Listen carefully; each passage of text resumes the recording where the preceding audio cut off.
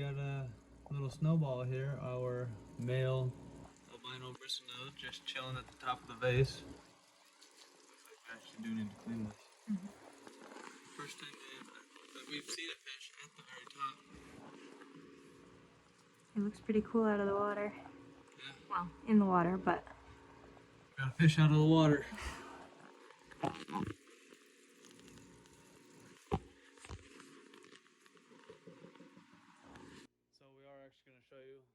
Few little segments of this 35-gallon cleaning process, because it's not just a tank cleaning to get some more brown out of the tank and, well, dirtier stuff, but we're also going to be throwing away a lot of our floating plants just because there's so many of them. A lot of them are dying because they're underneath the layer, and so we're taking out all the bad ones. Yeah, we're going to take out all the nasty bad ones and throw those out, but we're also going to be taking this big rock out and kind of doing a small rescape of this tank, mostly so that Bruno has more room.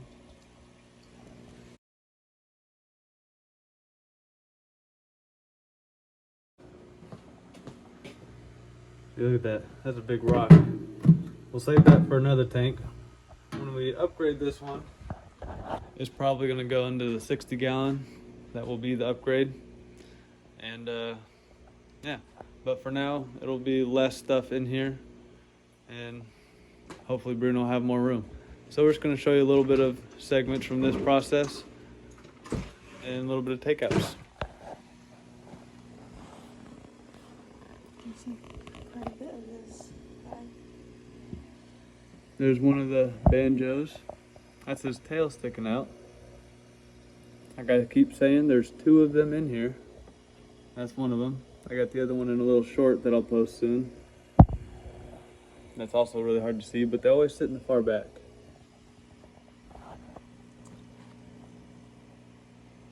The small tube. The small tube. This one? Yep.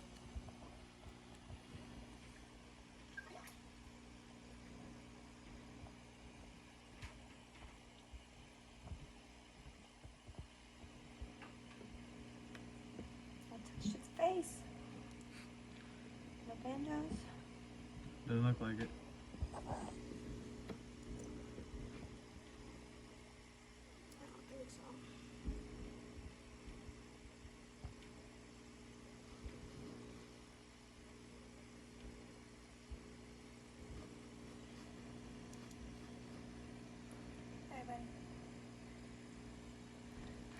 Should we just do 3 tubes? Yeah, we can. We don't have to overload it. Do you want 2 closed tubes or 2 open tubes? We'll do this 2 closed.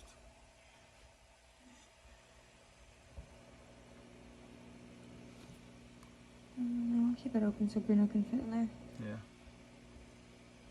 And then we'll just put, so we're going from 4 tubes down to 3. So that there's also a little bit more space that way.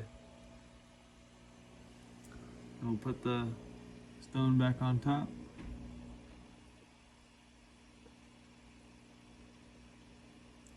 And that stone in. Then now we're going to take some plants out, throw those away, and put some water in it. And we'll show you what the ending tank looks like when it's all nice and clean.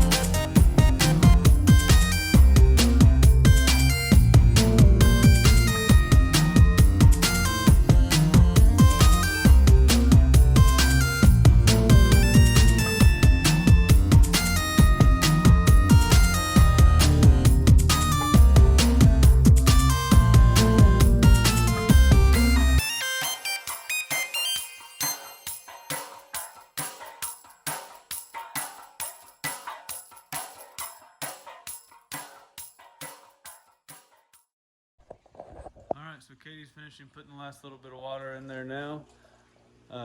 As you saw in that extremely fast forwarded clip right there, we did throw away quite a bit of good plants. And I know you guys are gonna hate me for it. I had to, all right? We just get so much, they grow so fast. Like, look at this. We have them in every tank. Every tank. Just took a bunch out of there. Just took 80% out of there. So, Just took a bunch out of here. Just took a bunch out of there. And I just took all this out of here. And the 22 is clean. It's like we just took all those out less than a week ago to sell. So I mean, they just grow so fast. And most of the stuff in the 35 was already dying. And the big stuff, or not the big stuff, but the other stuff was just there. It's hard to pick through. Gotta give me a little bit of break. Wait 4 days or so, it'll be back, okay? But this is what it looks like now. We're just gonna basically separate the duckweed from the dwarf water lettuce. All the duckweed's gonna go into this tub here, and the dwarf water lettuce is gonna float around. And hopefully that'll allow all the light to continuously shine through into our beautiful tank here. So, yeah, I'm just gonna set up the camera real quick so that you guys can watch us separate some plants.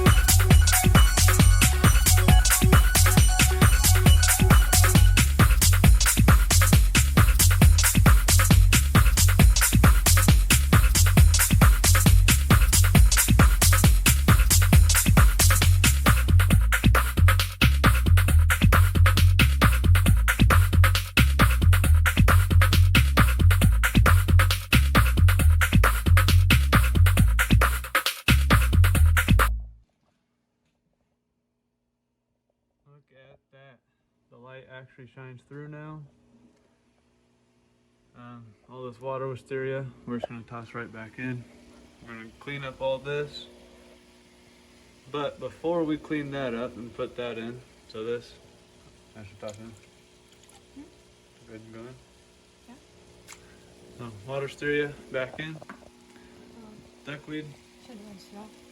That's right. Duckweed in there. There's going to be a little bit more duckweed on that, but as the days goes on, we're going to fish it out, put it in there. And this is just a 3D printed plastic tub that I made. So if you want any videos on 3D printing, I guess you could comment below and I could show you a few things. It's pretty interesting, but also kind of boring at the same time. So just let me know. But I have a 3D printer and I do actually 3D print a lot of stuff for my aquariums. It's actually quite fun and entertaining. But we got all that done. This is looking a lot better. We're gonna make a ring for the dwarf water lettuce to sit on this side. But in the meantime, we're gonna drain this down just a little bit more to get any of the extra plant debris that now is sitting on the bottom of the tank. Sadly, we're not gonna show you that part, but we're just gonna clean that up, and then I'll see you in a couple minutes to show you what the tank looks like. Alright, as you can see, the 35 is nice and beautiful. We got all the floating plants out, all the dead ones out, and yes, a lot of the good ones too. But it's all clean, nice rescape down here. I don't know, that's a rock. I thought that was one of the banjos sticking up from this rock. So we got one banjo in between the wood. I assume the second one's back there. Bruno's on the back wall. He's chilling. Gator is somewhere. I pissed him off. I think he's actually on the back side of the filter. But it actually looks more open. There's more space for him to swim around. I think it's looking pretty good. Looks clean. You can look inside where we got our ring of dwarf water lettuce on the left.